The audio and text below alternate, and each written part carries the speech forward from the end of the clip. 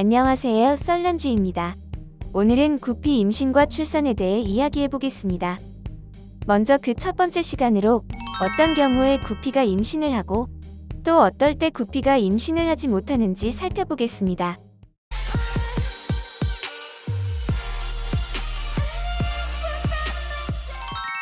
구피를 키우시는 분들이 제게 가장 많이 하는 질문 중에 하나가 저희 집 구피 언제 새끼 낳나요입니다. 저도 그랬지만 처음 입문하시는 분들은 구피를 입양하는 이유가 키우기 비교적 쉽고 새끼를 잘 낳는다는 사실 때문일 것입니다. 그러니 입양과 동시에 드는 생각이 우리 집 구피는 언제쯤 새끼를 낳을까 하는 생각이겠지요. 일단 기본적으로 구피는 성어가 되는 3개월에서 5개월 사이에 첫 임신과 출산을 하게 됩니다. 이건 구피의 성장 속도와 사이즈에 따라 다르기 때문에 딱 이때 낳는다는 것은 아니지만 대부분 이때 첫 출산을 하게 됩니다. 구피의 임신 기간은 대개 28일에서 30일 사이이지만 빠른 경우에는 26에서 27일 만에도 낳기도 하더군요. 그러니 대부분은 첫 출산 이후 한 달에 한 번씩 출산을 하는 경우가 많습니다. 그렇지만 모든 구피가 임신과 출산을 할 수 있는 건 아닙니다. 태생적으로 약하게 태어났거나 병에 걸린 이력이 있거나 개월 수는 되었지만 성장이 더뎌 사이즈가 작을 때 등등 여러 가지 이유 때문에 임신과 출산을 못하는 경우도 있습니다. 그러니 우리 집 구피가 임신과 출산을 할 수 있는 개체인지를 판별해보는 것도 중요합니다. 그럼 구피 외형을 보고 판단하는 법을 알려드리겠습니다. 여기 구피 암놈이 있습니다. 아주 건강한 개체이고 출산을 몇 번 경험한 개체입니다. 외형상의 특징을 살펴보면 배가 불룩하게 나와 있고 체형도 크고 무엇보다 몸에 윤기가 흐르는 게 겉으로 봐도 건강한 개체임을 알 수 있습니다. 다음 개체를 살펴보겠습니다. 이 개체는 출산을 10회 이상해서 더 이상 출산을 하지 못하는 개체입니다. 외형상 특징을 보면 몸에 윤기가 빠져 있고 배를 봐도 불룩하지 않고 마치 배마른병에 걸린 것처럼 홀쭉합니다. 다음 개체를 살펴보겠습니다. 이 개체는 출산을 한 번도 하지 않은 개체입니다. 외형상 특징을 보면 그리 크지 않은 크기의 몸과 유선형으로 나온 배 모양, 그리고 몸에는 윤기가 반짝반짝 흐르는 걸 알 수 있습니다. 첫 번째 보여드린 개체는 현재 임신 중에 있는 건강한 개체입니다. 몸의 체형도 크고 배도 완전 빵빵한 것이 출산을 여러 번 경험한 생후 6개월 차에 있는 개체입니다. 현재 2번의 출산을 했고 3번째 출산을 앞두고 있기에 배가 빵빵합니다. 한창 전성기의 나이와 건강한 체형을 유지하고 있으니 앞으로도 수차례 출산을 할 것입니다. 대략 이 정도 사이즈면 50에서 80마리 내외의 치어를 낳을 수 있는 개체입니다. 두 번째 보여드린 개체는 나이를 먹을 대로 먹은 노년의 개체입니다. 몸의 체형상 특징으로는 큰 사이즈의 크기와 배가 홀쭉하다는 특징이 있지요. 이 개체는 이미 10여 차례 출산을 했고 노년에 접어들어 더 이상 알배가 차지 않아 마치 배마른 병에 걸린 것처럼 배가 납작해졌습니다. 저야 치어 때부터 키웠던 개체라 그렇지 않지만 만약 수족관에서 이만한 사이즈의 개체를 입양해서 집에 들어왔는데 한 번 출산하더니 그 다음부터는 출산을 하지 않고 배가 납작한 상태를 유지한다면 노년의 개체를 잘못 입양한 것입니다.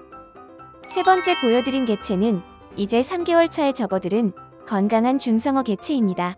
체형을 보자면 배가 약간 불룩하게 올라와 있습니다. 자, 이때부터는 알배가 차기 시작합니다. 밥을 먹어야 배가 나오는 게 아니라 어느 정도의 배를 늘 유지하고 있어야 건강한 개체인 것입니다. 만약 배가 너무 유선형으로 밋밋하다면 알배가 없는 경우일 수도 있습니다. 물론 덜 자랐을 수도 있고요. 한마디로 암놈은 배가 어느 정도 있고 개월수가 적당한 개체여야 수월하게 임신과 출산을 할 수 있습니다. 다음은 순놈을 살펴보겠습니다. 여기 두 개체가 있습니다. 한 마리는 밋밋하게 생겼고 다른 한 마리는 몸이 화려하게 생겼네요. 이 밋밋하게 생긴 개체는 지극히 정상적인 노말 개체입니다. 뭐 노말이니 뭐니가 중요하진 않고 바로 생식기관인 이 고노포지움을 봐야 합니다. 고노포지움이 이런 식으로 짧게 되어 있어야 정상적인 순놈의 역할을 합니다. 이런 식으로 고노포지움이 길고 멋있게 마치 창처럼 생겼다면 순놈의 역할을 할 수가 없습니다. 쉽게 말해 빛 좋은 개살구입니다. 겉은 화려하지만 실속은 없는 개체이지요.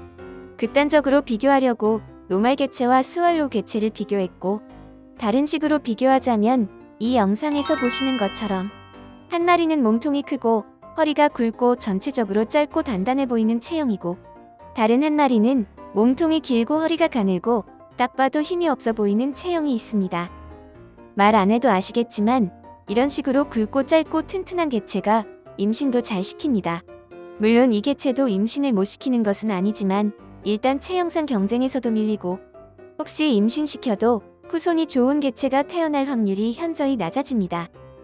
부모가 좋아야 후손도 좋아지는 법이기 때문입니다. 그러니 부모 개체를 잘 고르시는 것도 중요합니다.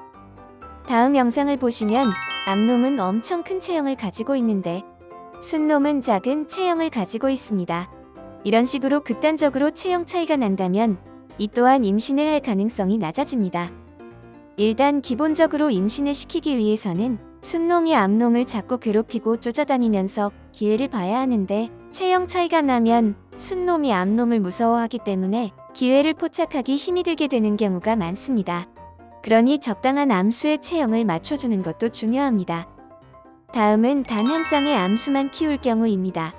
이 경우는 언젠가는 임신을 하는 게 당연하기도 하지만 정말 운이 없으면 후대를 보지 못하고 암수 중 하나가 먼저 죽는 경우가 빈번히 일어납니다. 그러니 딸랑 한 쌍의 암수를 키우기보다는 최소 2쌍 이상을 키워야 혹시라도 한 마리가 아프거나 탈락하더라도 다른 하나가 임신을 시키거나 임신할 수가 있으니 초기 개체 수를 어느 정도 넉넉히 가져가시는 것도 중요합니다. 그럼 실패할 확률이 현저히 낮아지게 됩니다. 자, 오늘은 구피의 임신과 출산 중에 어떤 개체들이 임신을 할 수 있는지에 대해 알아봤습니다. 다음번에는 조건이 딱딱 맞아서 임신하고 출산할 경우 출산일 알아보는 방법과 이후 관리법에 대해 알아보겠습니다. 그럼 오늘의 영상이 도움이 되었길 기대하며 저는 다음 시간에 찾아뵙겠습니다. 영상 구독과 좋아요 눌러주시고 다음 영상도 기대해주세요. 그럼 모두 행복하세요.